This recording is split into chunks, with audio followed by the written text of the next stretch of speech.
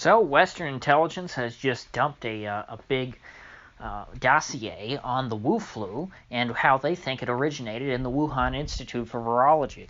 Now, I find it funny that the intel community, so-called, after quite a few months now, is finally catching up to where the alt media folks were in like January or early February.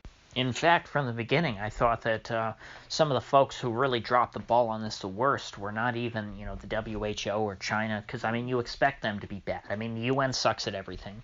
The UN is a totally feckless organization that is, just, what do they exist for other than just to be annoying? And, of course, serve as a platform for, these various regimes that love to violate human rights to chastise other countries. And, a country like China, that, of course, gives so much money to the WHO, is going to have a lot of influence over them. So it was not surprising from the beginning that old Dr. Teddy, the same guy who I believe is famous for covering up a cholera epidemic in Africa, was lying and trying to cover up what turned into the global pandemic that we're all in the midst of now. But the intel folks, the spooks, the spies at agencies like the CIA and MI6 are supposed to be the folks who see through all of this misinformation. They're supposed to be the folks who are so embedded deep, who are so, red-pilled on all these foreign governments that they can see what's actually going on. And so if, alt media folks were talking about, this Wuhan lab and how this was probably the source of the virus back in, January, early February, then the spooks should have known about that back in December when the virus, actually started to emerge and when we had the first public reporting about this new virus. It's not like the deep state and the globalists, have totally been sleeping on the idea that there could be a new virus. We just had Event 201, was it last year or the year before, which was all about preparing for the emergence of a novel coronavirus. So when the spooks heard about this going on in Wuhan, they should have been on it immediately. So I don't know if this dossier maybe was written, actually in December or January, and we're just getting it now. But, from what I've seen, there's not a whole lot new in there. It almost seems like they were just, might have been watching the various people on YouTube and other sites who were talking about this lab and how there were fears, prior to this that China's security was not the greatest at these labs and that there was a potential that one of their viruses could leak out. Of course, I think one of the most significant things in this is that the spooks point out that this virus likely was engineered, that it was not, what's the term, zoomorphic or zoonotic. That's the term that the biologists use, and zoonotic means that it's something that evolved naturally. They cite in this that this lab, they were synthesizing viruses and trying to see how well they could spread to humans, basically saying that they were taking something that didn't exist in nature and trying to see what they could do to make it attack humans. Now, normally, this is the kind of channel where I question everything the CIA says and any of these folks, especially when you get all of the intelligence community, supposedly, across all of the Five Eyes, which is, I believe, Australia, New Zealand, Canada, the UK, and the US, so basically the Anglosphere. If you get all those guys agreeing on something, they're probably not right.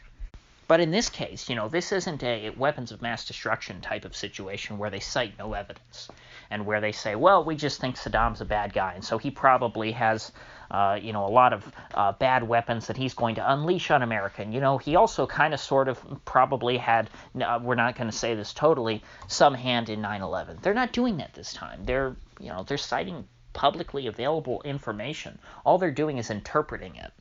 And so in this case, I'm not inclined to just instinctively deny this because the intel folks are saying it. Because I was saying it long before they are now. We're in May, for God's sake. They're behind the curve, but at least they're catching up. And who knows? Maybe there were people, because of the bureaucracy of how these organizations work, there were probably people who specialize in this who were screaming about it back in January and December too. But if nothing else, this dossier, this acknowledgement by the spooks that the Wuhan Institute of Virology probably is where this virus came from, and that this virus seems to have been engineered. You could say not necessarily as a bioweapon, and they don't say that and I haven't either, because we don't have evidence of that. And they didn't bring in really any new evidence other than what we already knew, at least from the coverage of this dossier that I've seen.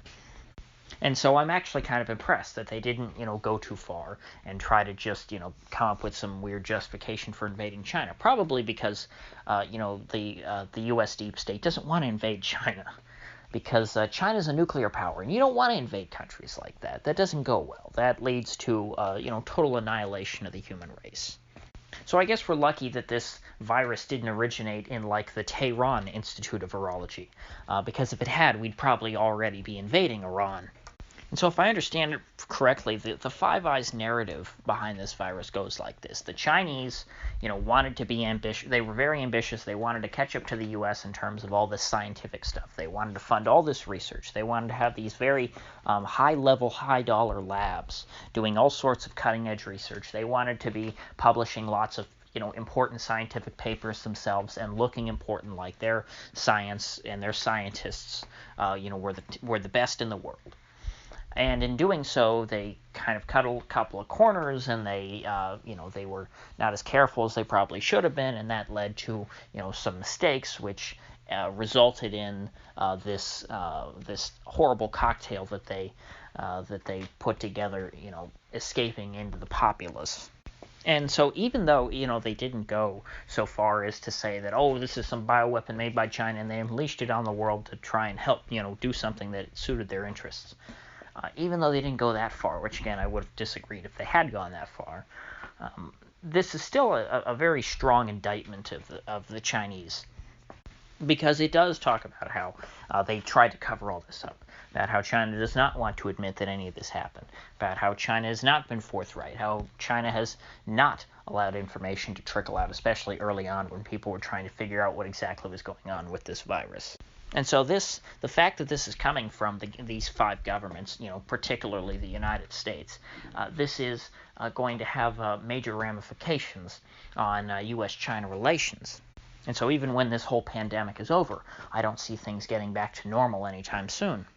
And I can't say at this point if that's a good or a bad thing, because, I certainly don't think that treating the Chinese government like they're, just normal good guys like anybody else. Not that I think that the Western governments are great or anything, but I mean, they're certainly a clear step above, the CCP in their single-party state that they've been running there since 1949.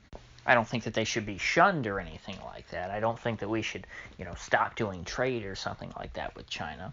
There's a lot of benefits to that. And in fact, by integrating China into the global economy, you've had that, you've done a lot to expose them to other countries, to the point to where China is incentivized to not try and hurt other countries, because they're not self-sufficient. Because China does, even though they still have a lot of protectionist measures, such as on agriculture and things, which prevents us from working in totality. China would take a big hit if all of a sudden they were cut off from the rest of the world.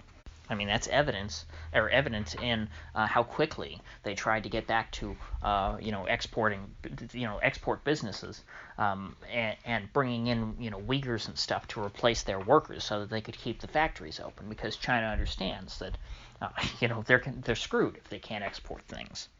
But, the problem comes is that, a lot of folks, particularly in the media and academia, seem to treat the Chinese government with kid gloves, like they're just, any normal regime.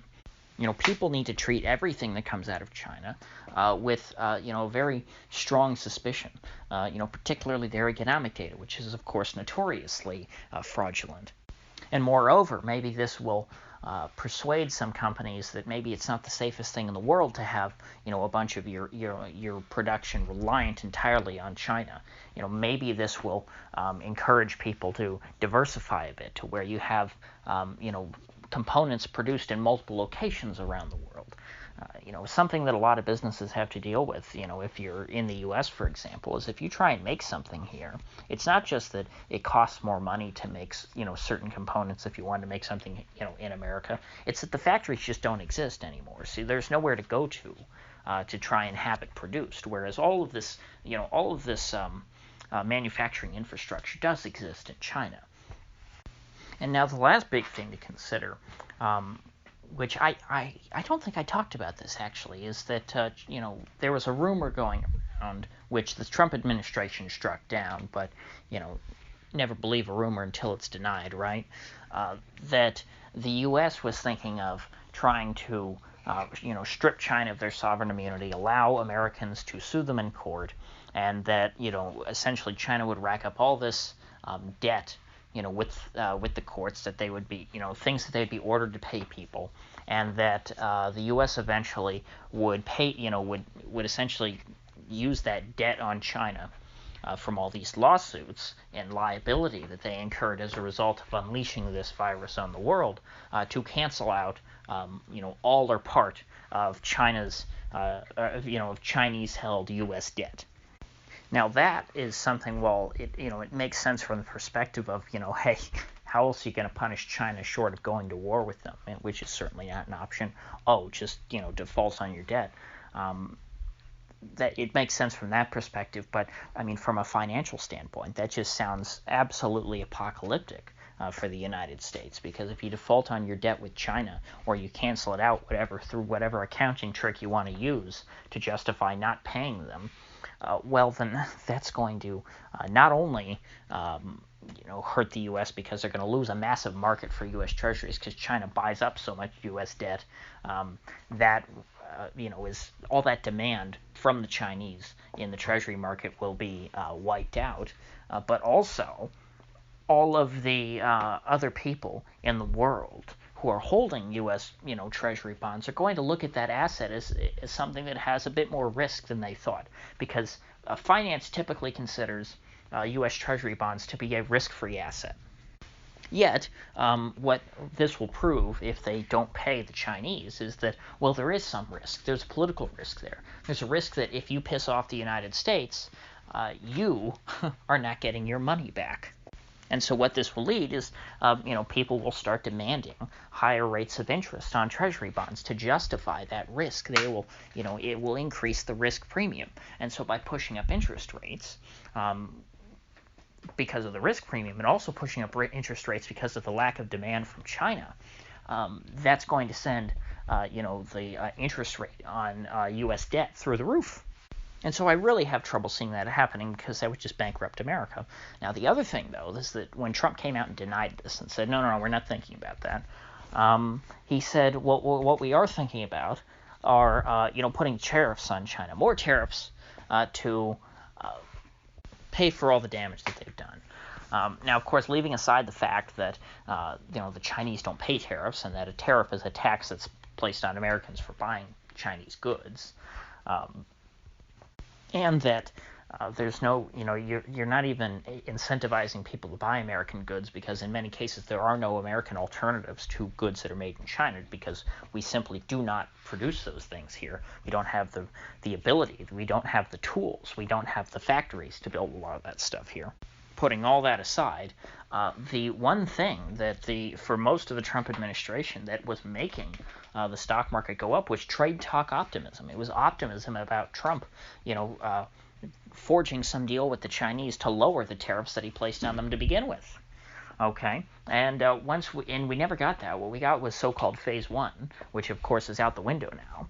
And they were talking about, Phase 2 was supposed to be the next thing we were looking forward to. Well, all that's gone. There's going to be no Phase 1. There's going to be no Phase 2. According to Trump, there's going to be more tariffs.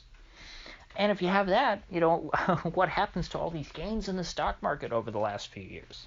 Are they going to be taken back? My guess is no, because the stock market, as I've explained before, and I don't want to make this a video about finance, but I guess it already is at this point. The stock market was going up because of Fed liquidity, not because of trade talk optimism. That was the joke every day. It's like, oh, well, people are optimistic about the trade talks today. That's why the stock market's going up. So with all that said, adding more tariffs now on top of all this, on top of the fact that we're already in a depression, driving up the costs of consumer goods even higher when people can't afford to pay them, is just going to have an even more negative effect on ordinary people. And so that's why I guess Trump could do it because he's done it before, but I doubt that he would take any action like this. So I don't see any real action that could be taken against China. So I don't know where this whole dossier is leading, because all this dossier is setting up the justification for the U.S. to do something to retaliate against China. But what is that? What can be done? And that's the question I'll have to leave you with today, because I don't have an answer. So if you get anything of value out of this video, I'd appreciate you clicking that like button and sharing this video. If you haven't already, please do subscribe, because I do upload every day, and I'd hate to have you miss one. So I'll see you folks back here tomorrow.